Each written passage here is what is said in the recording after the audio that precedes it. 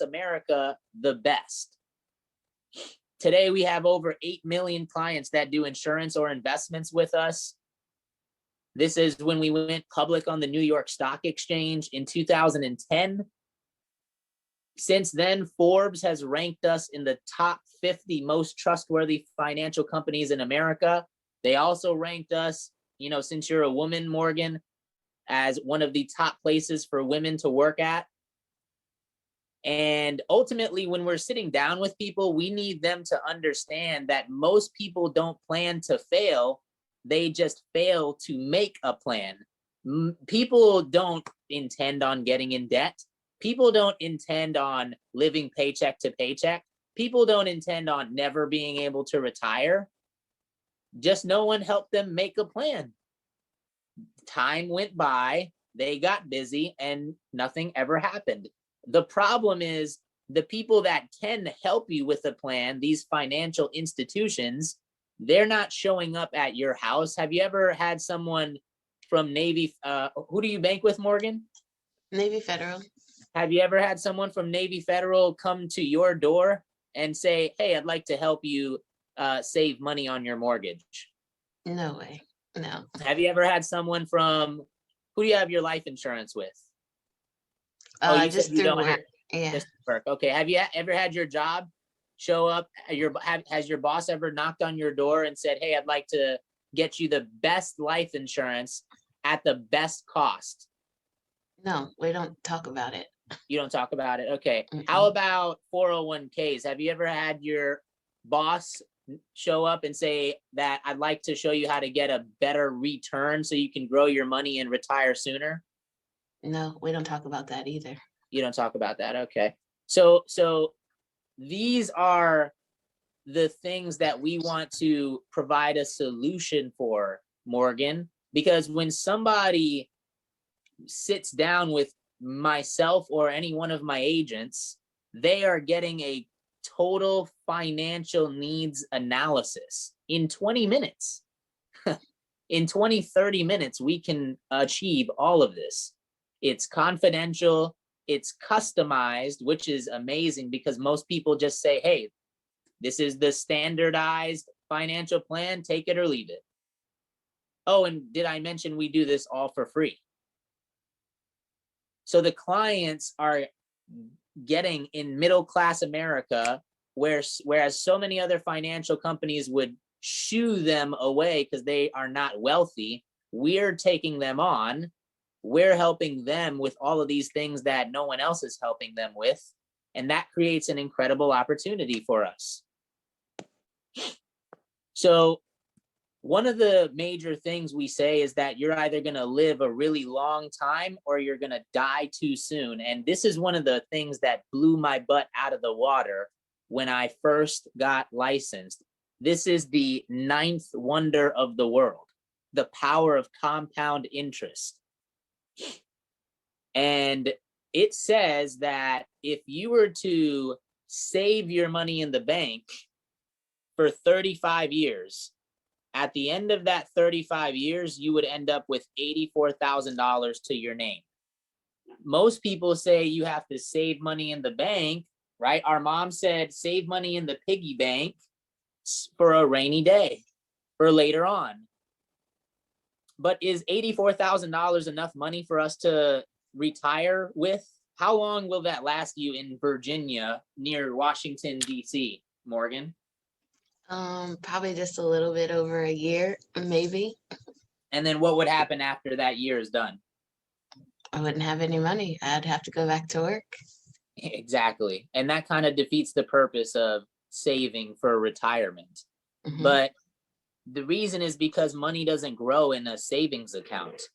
We all see our savings account sometimes 1 cent, 2, 3 cents of a dividend added to our bank account every now and then.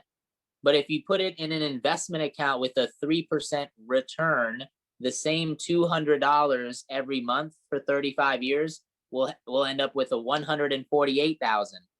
If I found a better investment, I could double that to 6%, $250,000, just over $250,000. But watch this. if I double it one more time to 12%, how much money do you think we would end up with, Morgan? So if you're doubling, maybe a little bit over $500,000. So 500,000 plus, that's a normal guess. That's what every single one of our clients says as well. But it's actually 1.3 million. The same $200 that got us 84,000 at the bank, if put in the right place, can get us 1.3 million. If you could help your parents, your best friend's parents, you, your best friend, your church folks, your all, everyone you love and care about retire with $1 million plus, is that something that you would like to do? Yes. Do you see how it's not about how much money you have, but just about where you put your money? Does that make sense? Yes, it makes sense. Even Albert Einstein said that this is the most powerful force in the universe. And one of the best reasons that I believe we're going to absolutely kill the financial industry in a positive way is because today Primerica is like the Walmart of the financial industry, Morgan. When Walmart first got started, they didn't sell as many things as they sell today, but they opened so many warehouses so as they could be in the most locations to serve middle class America. And who's the largest wholesale retailer today? They are, I Walmart. guess. Walmart, absolutely, hands down, because they have the most locations. And what ended up happening was all of these other companies came directly to Walmart because Walmart has so many locations that they begged Walmart to sell their products. And Walmart said, we will sell your products as long as you, one, give us a percentage of your sales, two, lower the price of your product by a little bit, and three, if we want you to make a unique product for us at Walmart, you got to do it. Those are our three requirements. And every single one of them said yes, because they wanted their product in every Walmart across the world. And that's exactly what happened with Primerica. We started with one product. It's the only product we own today. It's our life insurance product. And since then, we've partnered with a lot of other companies, the #1 smart home security company in America, some of the top 10 mutual fund investment companies in America. We do a lot more than just life insurance, and that is what makes that's what will make you so valuable working with us. I know people that make $100,000 a year just doing life insurance. I know people that make $250,000 a year just doing investments. We are starting to do mortgages now. I know people making 100 grand a year doing that. Morgan, what happens if you do all three of them? What could your opportunity look like serving the middle class? Looks like it would be unlimited. Unlimited. And I just kind of want to end going through how our compensation works. It's very similar to real estate. And in real estate, you have real estate brokers and you have real estate agents. And the mission is to sell houses, okay? Let's say that Morgan starts Herndon Realty and she's a broker just by herself. And she's out there selling houses, selling houses, selling houses. Every time she sells a house, let's say it costs $100,000, and she sells that $100,000 home, she will make 3% on the home, which means she'll earn $3,000 per house that she sells. So she goes out there and sells 5 houses, she'll make $15,000 in the month. Seems pretty cool. Seems like a great opportunity. But that is Morgan doing 100% of the work. See, I am looking to develop more brokers that are in charge of and developing agents, because the ones that do that, this is what their opportunity looks like. Let's say Morgan is tired of doing everything all by herself, so she goes and finds agent number one, and agent number one goes and sells the house. The client's gonna still pay 3% to the brokerage firm, but now it's gonna get split between the agent who did 100% of the work and you, Morgan, who simply trained the agent. $1,500. $1,500 each way. But whose $1,500 would you rather have? The agents or the brokers? Definitely the broker. How does how could agent number one possibly make more money? What do they have to do? Sell more houses.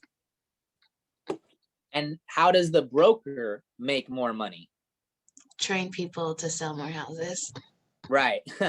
If there were no limit on how many agents that you can have, and I were to teach you and develop you into that role, into that position, how many agents would you like to have?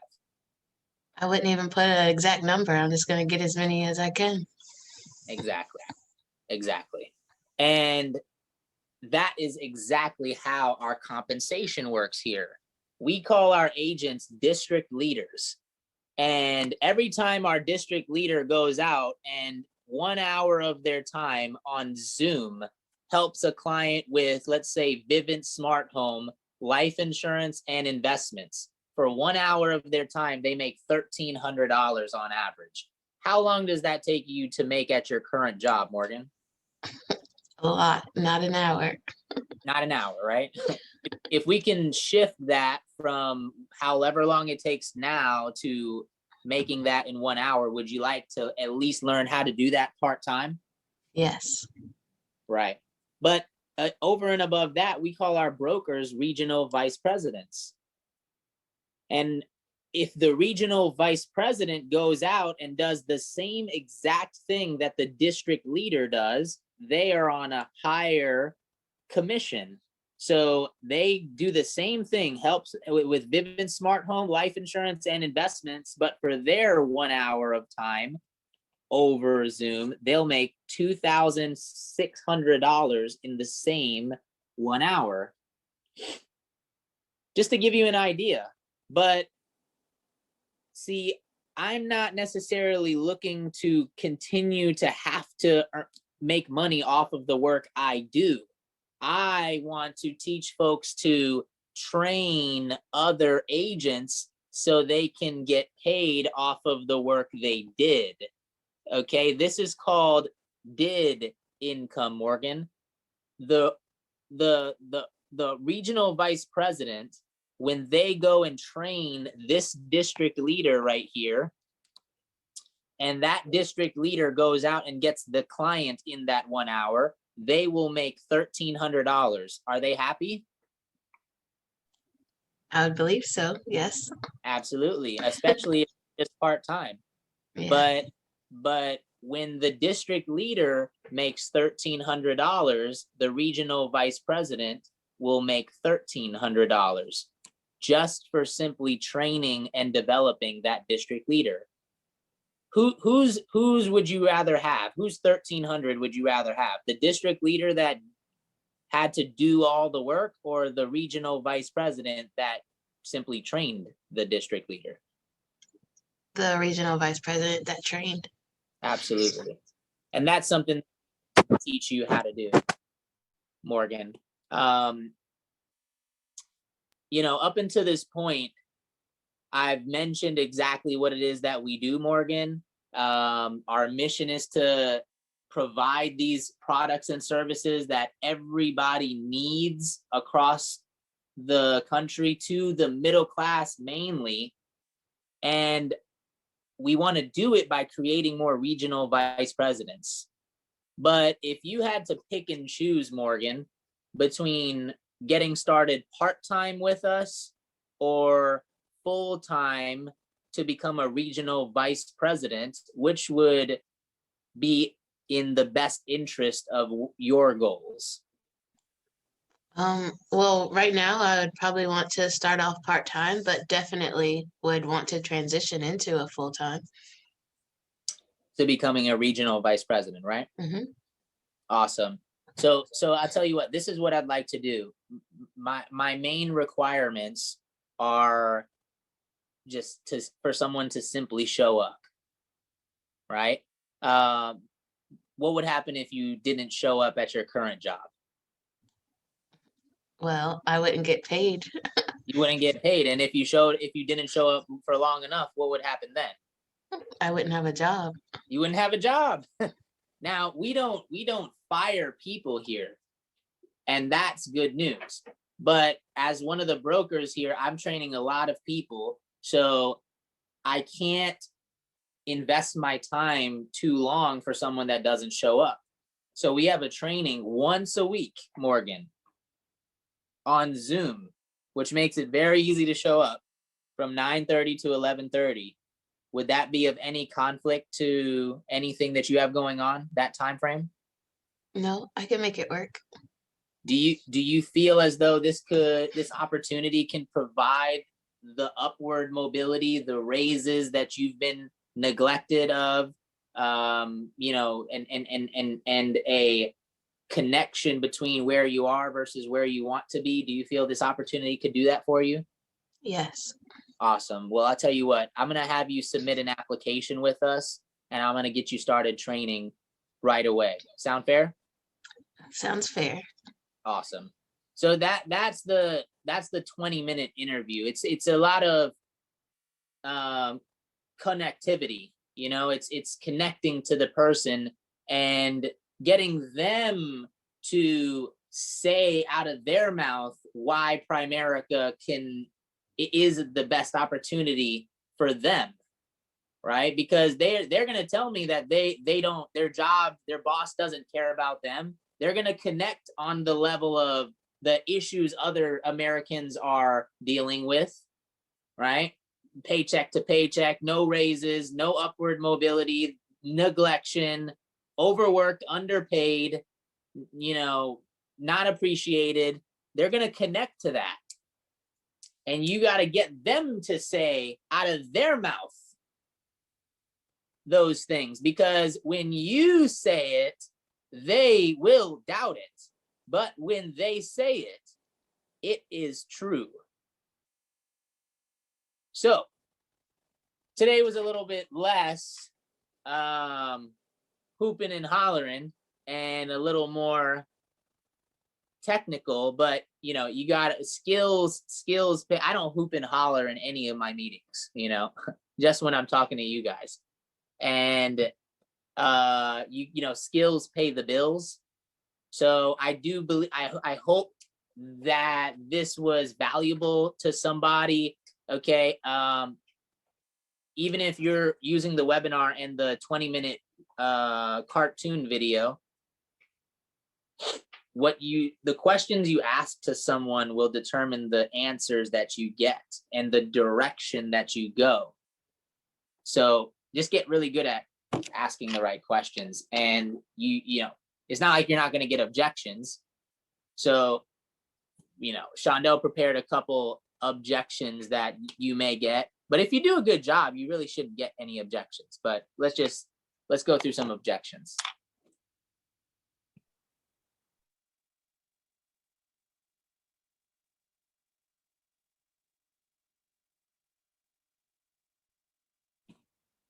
I think we're having a sound issue on Shondell's end. Can you hear me now? Yeah. Okay. All right, sorry about that, guys. I don't know what's going on. So wait, at the beginning, you guys couldn't hear any music when I was playing that? Damn, I was jamming by myself. Okay. It's all good. All right, guys. Yeah, I did prepare some objections. Really, this is going to be probably the most helpful for you guys if you guys tell us what objections you're getting. I have a couple that I prepare, like the most common, and I'm going to go over just some slight mindset about it. But if you guys are getting recruiting objections, if you're not recruiting or doing interviews or doing webinars, you're not going to get any objections. But if you are, then you will. You will. So you can start typing them into the chat. I'm going to go through this briefly here, but like I said, the best way for you guys is probably just to let us know what you're seeing and what you're hearing, and then we can answer those if I don't have it here on a slide. But as far as objections go, it's just a request for more information, guys. It's not anything you guys should ever be scared about. It's not like, oh my gosh, they say something and it's like, dang, the 20-minute interview didn't work. They have a question. Or they watched the video. They have another question. What? Like, don't freak out, right? If they haven't a question, it's okay. An objection is a good thing, right? So you want people to ask questions, because if they ask questions, that means they're interested in something in most cases. It's very few and far between when you talk to somebody about our opportunity and they don't ask any questions at all. Sometimes I get like weirded out a little bit. I'm like, are you sure you're ready to go? You have no questions at all, nothing. It's so when people have questions, like for even a Josh Perez, right? He's at least gonna ask, how am I gonna get paid? What do I gotta do? Can you explain that to me one more time? Right? So when people ask questions, it's a good thing. It's a good thing. And so when you go through it, you want to make sure that you're studying all types of objections. Like I said, I'm going to open it up for you guys, but most times you'll get objections when you're just out prospecting, or if you're prospecting online, you'll get objections there. You'll get questions that people will ask at the end of the webinar and the interview. And then when you get them signed up, you'll get more objections again when you do the fast start meeting, right? So things here and there. So like, oh, why do I got to talk to my friends and family? So on and so forth. So you want to make sure that you're studying all types of objections as well. So I'm going to put these up here. I'm going to pull up the chat and see what you guys are saying. But these are some of like the most like basic common objections that people have. And